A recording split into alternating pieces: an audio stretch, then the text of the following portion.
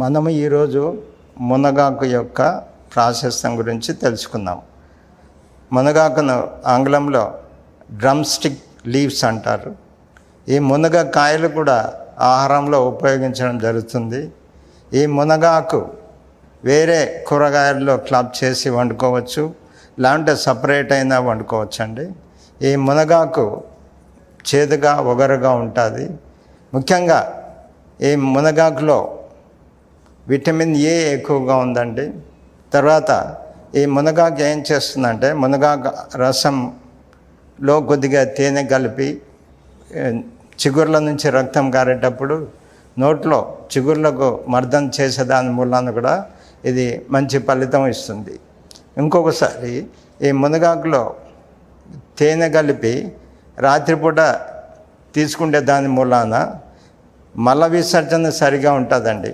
మలబద్ధకానికి సంబంధించిన జబ్బులు అనగా యానల్ ఫిషర్స్, హెమరాయిడ్స్, రక్తానికి సంబంధించిన ఇంకా వేరే జబ్బులు, డయేరియా, జీర్ణకోశానికి సంబంధించిన జబ్బులకు రాత్రిపూట ఒక 3-4 చెంచాల మునగాకు రసంలో తేనె కలిపి తీసుకుంటే దానివలన ఒక వారం రోజుల లోపల మీకు ప్రేగల్లో ఇన్ఫెక్షన్ అవన్నీ తగ్గి సుఖ విరేచనం అవుతుంది.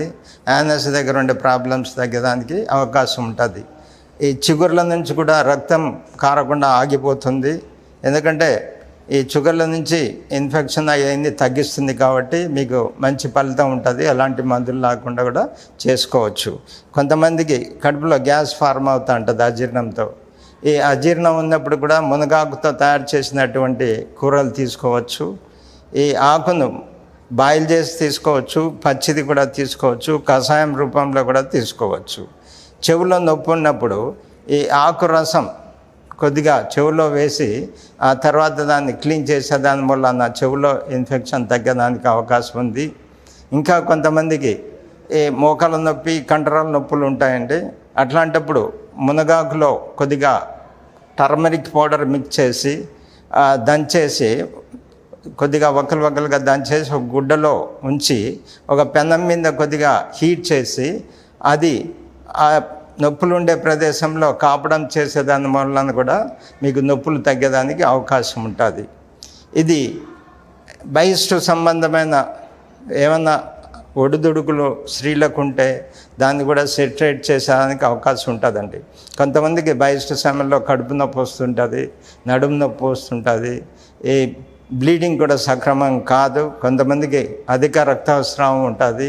కొంతమందికి తెల్లబట్ట అని లుకోరియా అనే వ్యాధి ఉంటుంది, గర్భాశయంలో ఇన్ఫెక్షన్ ఉంటుంది. ఇంకా కొంతమందికి గర్భాశయం గోడలు థిక్ అయిపోయి యుటరైన్ ఫైబ్రాయిడ్స్ అని వస్తాయండి.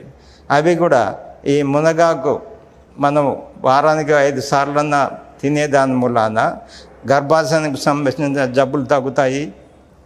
ఇంకా కొంతమందికి మగవారికి సెక్సువల్ పవర్ తక్కువ ఉంటుంది. అటువంటప్పుడు నపుంసకత్వాన్ని చెడ్ చేసేదానికి ఈ మునగాకు కానీ మునగకాయలు కానీ రోజు ఆహారంలో తీసుకునే దానివలన మంచి ఫలితం ఉంటుందండి. ఇంకా కొంతమందికి మస్కులర్ పెయిన్స్ ఉంటాయి. ఈ కాళ్ళకు సంబంధించిన కండరాలు, కాఫ్ మజిల్స్ స్టిఫ్ అయిపోతూ ఉంటాయి. ఈ కండరాల స్టిఫ్నెస్ కూడా ఈ మునగాకు అమోఘంగా పనిచేస్తుంది.